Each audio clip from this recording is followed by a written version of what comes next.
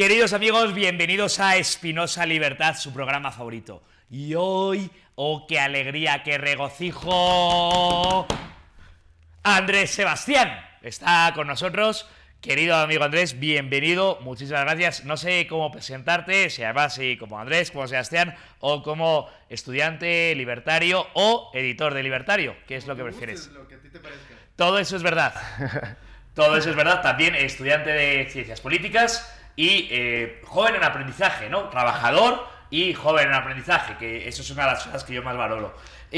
Cuéntanos cómo llegaste a ser liberal o cuál ha sido tu evolución intelectual. Bueno, más que nada yo empecé por el mundo rebelde. No te voy a mentir, empecé por el mundo rebelde tanto en el colegio como después en la universidad, muy perdido en las ideas. Más que nada me tocó aprender solo en la dirección porque creo que el sistema educativo está completamente perdido, no hay una formación y es precisamente, o sea, la educación es en la casa, pero la formación es otra cosa completamente diferente y así es donde está perdido la formación, no solo en el Ecuador que ya está de contado, sino me parece que en varias partes del mundo. Y bueno, yo empecé más o menos por casualidad en YouTube más o menos viendo, siempre tuve más o menos esta inclinación, nunca tuve el pecado original de estar en la izquierda, menos mal, pero más o menos compaginaba con lo que es el ateísmo. Yo estaba en colegios católicos, entonces ya comprenderás que más o menos sí hay un choque entre, te obligan a ser rebelde más o menos. Entonces me topé un día con Ayn Rand. Pero ¿cuántos años tenías cuando empezaste a considerarte rebelde, a construirte una propia, tener tus propias ideas o reivindicarte con tus propias ideas? Yo pensaría que más o menos tipo los 12, 13 años. Muy jovencito. Ajá. Y ahora, que ya tienes algunos más, no sé si quieres decirlo, estás estudiando ciencias políticas.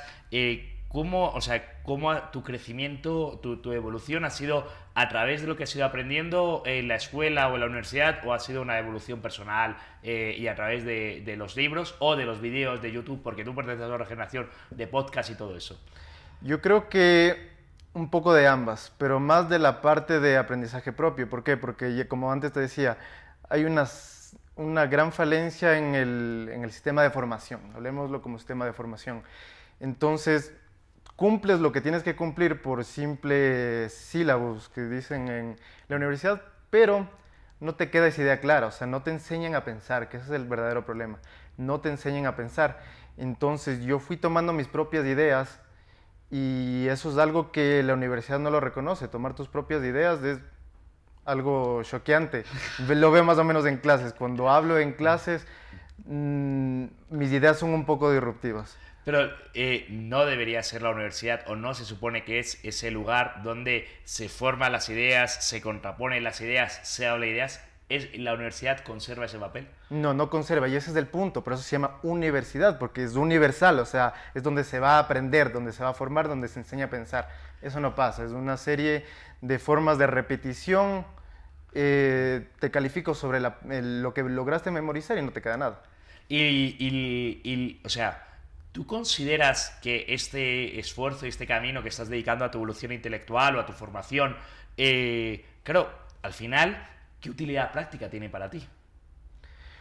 Utilidad práctica, o sea, no te voy a mentir, sí hay ciertos profesores que los veo con las ganas de enseñar. Sí, no digo eso, no, digo, todo el tiempo que te estás dedicando a leer y a formarte y a hacerte tu idea del mundo, correcta o falsa, pero tu idea del mundo, no creo que la mayor parte de los jóvenes haya dedicado tanto tiempo, lo dedique, pero todo eso, o sea, es un montón de esfuerzo que tú estás dedicando en ello. ¿Para qué? ¿Por qué? ¿Podrías vivir sin hacerlo? ¿Serías más feliz sin hacerlo? ¿Cómo? Creo que no sería más feliz sin hacerlo, porque creo que hay que practicar lo que uno predica. Y si predicamos que lo que la gente debe seguir es su propio proyecto vital, mi propio proyecto vital, pese a que me tome tiempo, pese a que me toquen muchos gastos, porque yo solo he gastado, aquí yo no he tenido casi ningún rédito económico. Lo que sí me ha traído es mucha gente con afines de estas ideas a las cuales he ido conociendo y que yo me siento a gusto en ese ambiente. Eso es lo que yo he ganado. Pero a largo plazo yo lo veo como un proyecto, netamente como un proyecto vital. Me gusta difundir estas ideas de la libertad y siempre veo que con que una persona vaya cambiando ese ideal ya es una ganancia. Y son varias. Y ahí cuando dices que tu proyecto, ¿tú qué te consideras a ti mismo? ¿Cómo te defines ideológicamente y cómo te defines, bueno, primero ideológicamente? Ideológicamente, en una de las entrevistas alguien me lo dejó muy claro, que es el profesor Alberto Venegas Lynch, que el liberalismo es simplemente, él tampoco lo llama doctrina, yo ahí sí lo llamo una doctrina política, una filosofía política como tal, pero no es una ideología, porque no es un marco cerrado en el cual te dice lo que tú tienes que hacer o lo que tú tienes que pensar, simplemente es unas ciertas pautas en las cuales tú te vas desenvolviendo para tener una sana convivencia con el otro. Entonces, ideológicamente, no creo que tenga ideología. De ahí lo que yo tengo como filosofía política es el libertarismo o el liberalismo clásico, que es el nombre correcto. ¿Y cuánta consideras, cuánta gente consideras que tiene tus mismas ideas afines o más afines entre los jóvenes latinoamericanos, no solo ecuatorianos, y cuántos autores o cuántas referencias tienes? ¿Es un momento muy extenso o más bien limitado? Sumamente limitado. Pero hay existe algo muy positivo, que es esa fuerza disruptiva de las redes sociales. El orden espontáneo. El orden espontáneo de las redes sociales, en la cual vas viendo que tú tienes la facilidad de ir y promoviendo estas ideas. Y cada vez hay más gente afines a las ideas del sentido común. ¿Y tú cuánto tiempo llevas promoviendo las ideas? Esa es la siguiente. No, llevo más o menos unos 5 años. Unos 5 años entre irme formando, entre ir más o menos teniendo claras las ideas. Llevo más o menos 5 años de difusión y de formación. Oye, y en tu caso ha sido un proceso prácticamente paralelo, es decir, tú difundías mientras aprendías, ¿no? ¿Eso te ha enriquecido o ha sido parte del proceso? ¿Hay cosas que tú escribiste en el pasado y que ahora piensas de manera distinta? ¿No? O sea, también ha ido evolucionando. Totalmente. ¿Y qué piensas de ese proceso de formar y difundir al mismo tiempo? Es algo que tú no lo vas visualizando como tal, porque es como ir a hacer el gimnasio. La gente que va al gimnasio, ellos no se ven que se van poniendo más fuertes, pero la gente que te ve después dice, vaya, ¿qué te ha pasado? Más o menos es algo así. Yo no me siento como que he aprendido mucho. De hecho, digo, tengo un conocimiento muy limitado hasta ahora, pero hay gente que sí me dice, vaya, o sea, tienes las ideas muy claras y tienes más o menos has encontrado la forma de difundirlas bien. Y ahí la cuestión es, cuando hablamos de esto, uno de tus proyectos, de los que vamos a hablar luego, ha sido hacer entrevistas a alguno de los líderes del liberalismo latinoamericano. Creo que vas por 30 entrevistas, que ya está bien. ¿Qué has aprendido en las entrevistas? O sea, ¿por qué hacer las entrevistas? ¿Por qué ese proyecto? ¿Y qué has aprendido tú en ello? Yo las entrevistas empecé a hacerlas por influencia de alguien que se llama Ignacio Voltó. Él es un youtuber español que tiene la página de Spanish Libertarian. Un día me puse en contacto con él y me dijo, vamos, pero si te gusta, anímate, que no es tan difícil. Sí. Entonces yo digo como que siempre yo he tenido una serie de preguntas que trato de buscarlas, pero no me queda claro. Entonces, ¿por qué no preguntárselas a gente que tiene las ideas mucho más claras y que ya tiene una trayectoria en estas ideas? Entonces dije, probemos suerte. Y tú fuiste uno del primer entrevistado, entonces tú me lo dirás. Me siento muy orgulloso de ello. Y ya llevas 30. ¿Cuántos, o sea, 30 referentes de liberalismo en español o en América Latina? Ya me parecen muchos. ¿Cuántos te quedan por hacer? Es decir, ¿cuánta gente más crees que...? Yo al principio pensé que era, como tú dijiste al principio, algo muy limitado. Pero me doy dando cuenta de que siguen surgiendo y siguen surgiendo y siguen surgiendo. Por ejemplo, paradójicamente el país que es de una cantera de pensadores liberales es la Argentina. Claro. Tú dirás, ese país está acabado desde hace 70 años. Y precisamente eso ha provocado que más gente liberal se vaya formando en eso. Entonces yo entrevisto uno y pienso que ya se acabó. Y va surgiendo 10, y van surgiendo 20. ¿Y cómo ves tu evolución en tu camino del conocimiento? Es decir, ya llevas 30 entrevistas, ha sido... esto es infinito, es decir, te queda todo el resto de tu vida, ¿te gustaría seguir formándote e intentando entender el mundo en el que vives? Totalmente, yo creo que no se trata, como decía Marx, de transformar el mundo, sino primero hay que entenderlo. Hay que entenderlo y en base a lo que vas entendiendo, ver cómo tener esa libre convivencia y esa sana convivencia con los demás. Y hasta en eso entonces eres antimarxista. Tú me dirás. Querido amigo Andrés, muchas gracias. Lo dejamos aquí y vamos a la segunda parte, que vamos a hablar de libertario. Perfecto. Queridos amigos, aquí estamos en Espinosa Libertad con Andrés Sebastián Díaz Ponce. Bienvenido, muchas gracias. Que probablemente digo el nombre y la gente no lo conoce, pero si digo editor de la página Libertario, muchos dirán, eso y así. Cuéntanos, ¿qué es Libertario? Bueno, el libertario primeramente nace como con una función muy clara, la de difundir las ideas de la libertad y de promover a aquellos que también tienen claro sobre difundir las ideas de la libertad, gente que está más o menos formado en este campo. Entonces, hay algo que escuché, algo muy interesante de una organización en España que se llama el Club de los Viernes, que ellos se hacen llamar no think tank, sino act tank. Y más o menos yo tomo también ese nombre para libertario como un act tank. No quedarte solamente en discutir las ideas con tus amigos en los bares, sino pasarlo más allá. Tratar de difundir esas mismas ideas, ver la forma comunicacional en que otra persona diga, tengo sintonía con todas estas ideas. Pero aquí quizás, o sea, el libertario ha alcanzado un gran éxito en Facebook, ¿no? Es donde está. No sé cuántos millones tienes ahora, o cómo estás ahora mismo de seguidores, o cuánto estás. Entre todas las redes sumadas, están superando ya las 80.000 personas. Los 80.000 personas, que ya es, o sea, ya tiene repercusión, teniendo en cuenta que básicamente libertario eres básicamente tú. O sea, ¿estás trabajando con quién más? Básicamente, o sea, libertario como proyecto es netamente mío. Hay gente que me ha ayudado, está tal como un amigo que también se puso recientemente su página, que se llama Paleo Libertario, que va en otra sintonía precisamente, que se llama Andrés Orbea. Un saludo.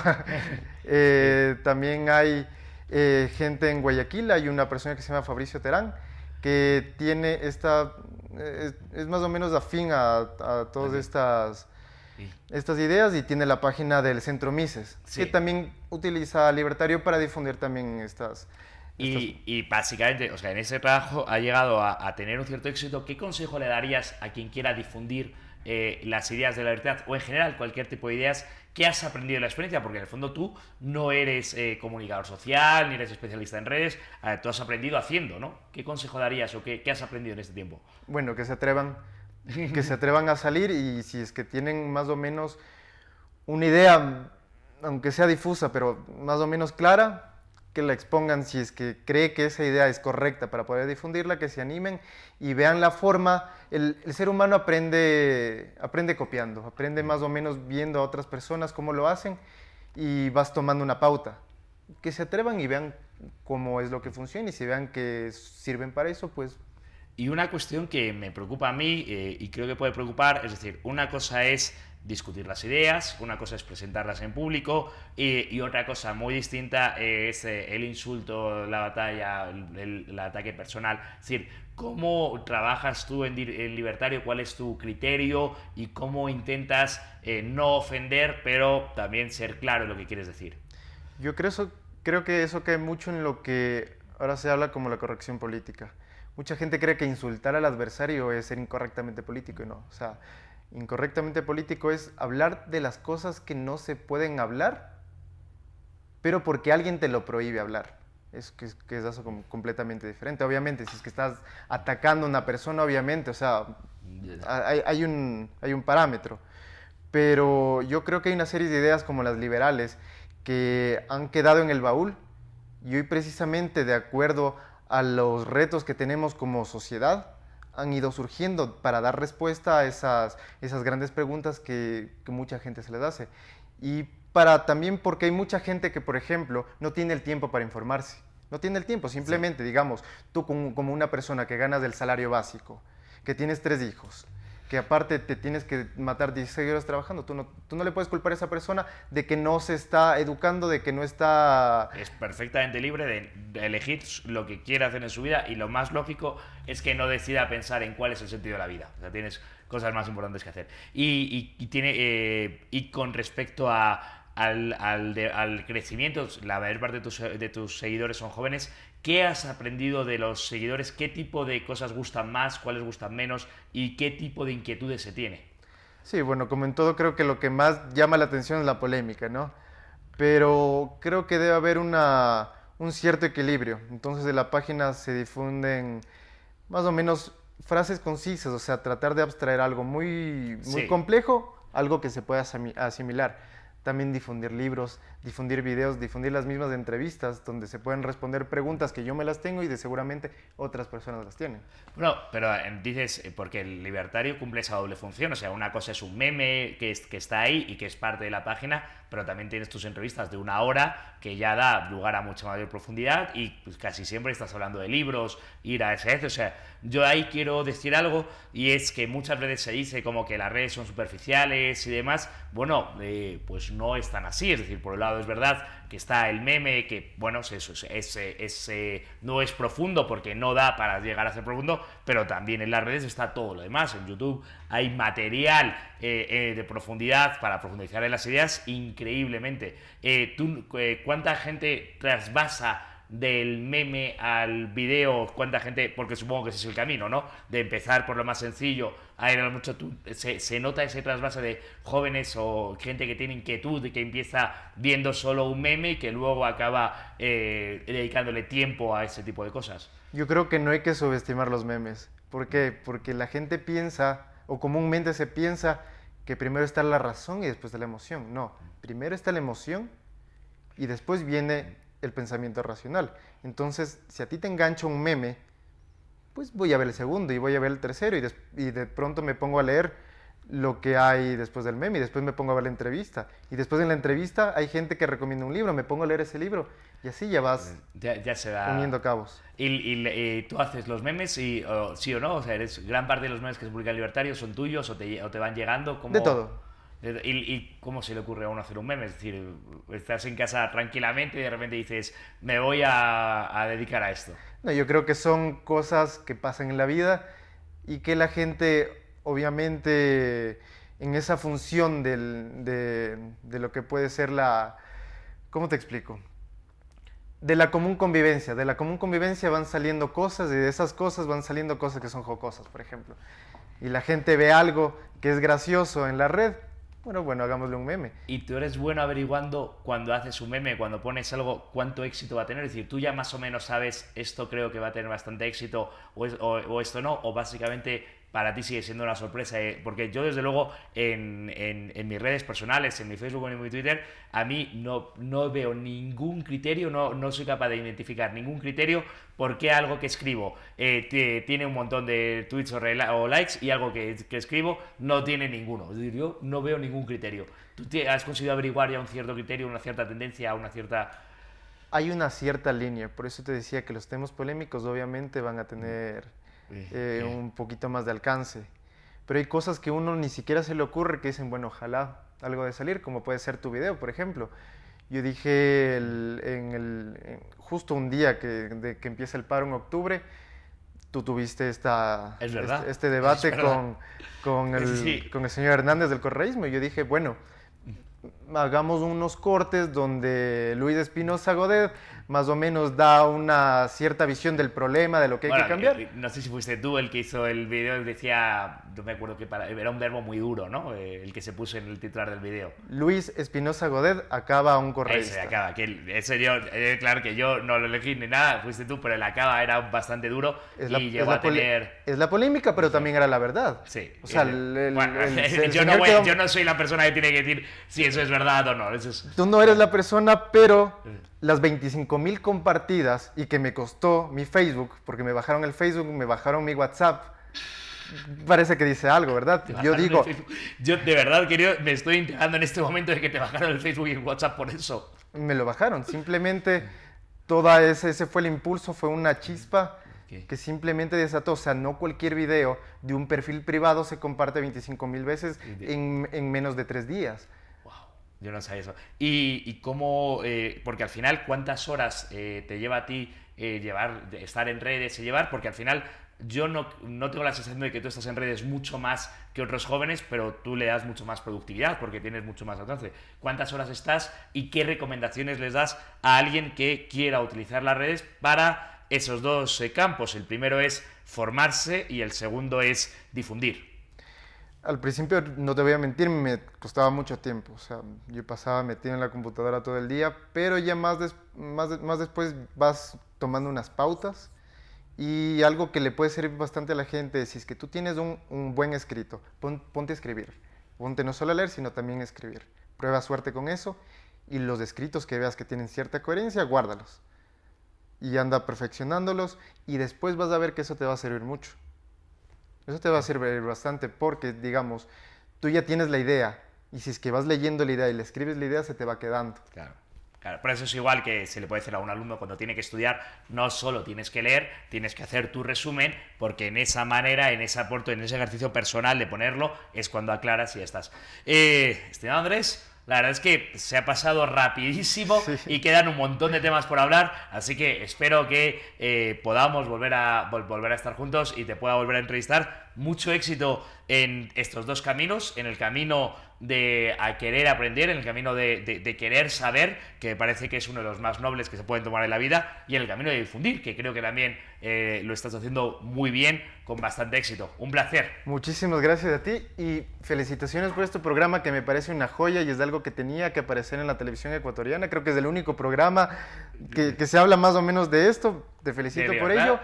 Y digo algo que siempre digo al final de las entrevistas, que compartan todo esto porque las ideas de la libertad no se van a compartir solas. No se van a compartir. Muchas gracias, queridos amigos, en Espinosa Libertad. Queridos amigos, en vuestra sección favorita de Espinosa Libertad, hoy tenemos a Andrés, que va a tener el gusto de leernos un poema. Porque también insistimos mucho, también la difusión del liberalismo no es solo las ideas de economía, también hay cine, hay literatura, hay poesía. Hoy vamos a leer un poema y no solo los liberales hablamos de economía todo el día, que es aburridísimo. Y lo peor es que muchos sí es que lo hacen y el tema de la cultura es algo sumamente complejo en el cual se ha tomado totalmente a la izquierda y por eso mismo hay que recuperarla. Hay que hablar, hay que reivindicar la libertad, como mínimo, para todos. Total. Por favor. Bueno, este poema es de Félix María Samaniego y que me parece totalmente oportuno. Se llama La gallina de los huevos de oro. Bueno, y dice: érase una gallina que ponía un huevo de oro al dueño cada día. Aún con tanta ganancia, mal contento, quiso el rico avariento descubrir de una vez la mina de oro y hallar en menos tiempo más tesoro. Matóla, abrióla, el vientre de contado, pero después de haberlo registrado, ¿qué sucedió? Que muerta la gallina, perdió su huevo de oro y no halló la mina.